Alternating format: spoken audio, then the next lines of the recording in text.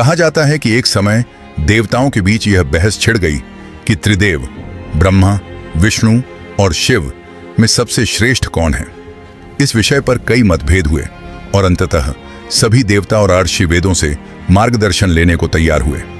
वेदों ने सभी मतों को सुनने के बाद एक स्वर में यह घोषित किया कि परम सत्य और सर्वोच्च सत्ता भगवान शिव ही हैं, जिनमें संपूर्ण सृष्टि का चराचर जगत समाया हुआ है। भगवान विष्णु ने वेदों के इस निर्णय को स्वीकार कर लिया, लेकिन सृष्टि के रचयिता ब्रह्मा जी इससे संतुष्ट नहीं हुए। अहंकार से भरे ब्रह्मा जी ने स्वयं को श्रेष्ठ मानते हुए अपने 5वें मुख से भगवान शिव और उनके गणों का उपहास किया और अपमानजनक शब्द कहे। भगवान शिव ने ब्रह्मा के इस अहंकार और उनकी निंदा को देखकर प्रचंड क्रोध व्यक्त किया। उनका क्रोध इतना तेज था कि उसे संभालना पूरी सृष्टि के लिए कठिन हो गया। ब्रह्मा के अहंकार का दंड देने के लिए शिव ने अपने एक उग्र रूप काल भैरव को उत्पन्न किया। उन्होंने इसे काल कहा, जिसका अर्थ है मृत्यु या समय का स्वामी। भगवान शिव ने काल भैरव को आदेश दिया कि वे ब्रह्मा के उस मुख का दंड दें जिसने अहंकार में भरे शब्द कहे थे।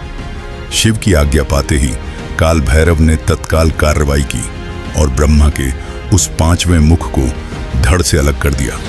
इस घटना से ब्रह्मा का अहंकार समाप्त हुआ, लेकिन किसी देवता का शीश काटने के कारण काल भैरव पर ब्रह्म हत्या का भारी पाप लग गया।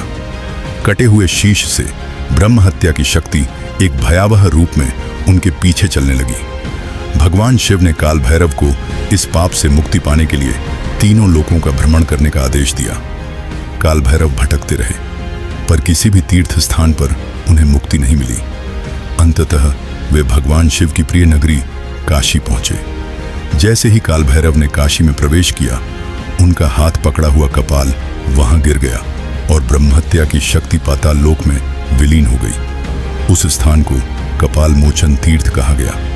इस प्रकार काल भैरव ब्रह्महत्या के पाप से मुक्त हो गए। तब से कहा जाता है कि काशी में प्रवेश करने वाले सभी को पहले काल भैरव की अनुमति लेनी होती है। यही कारण है कि काल भैरव को काशी का कोतवाल कहा जाता है।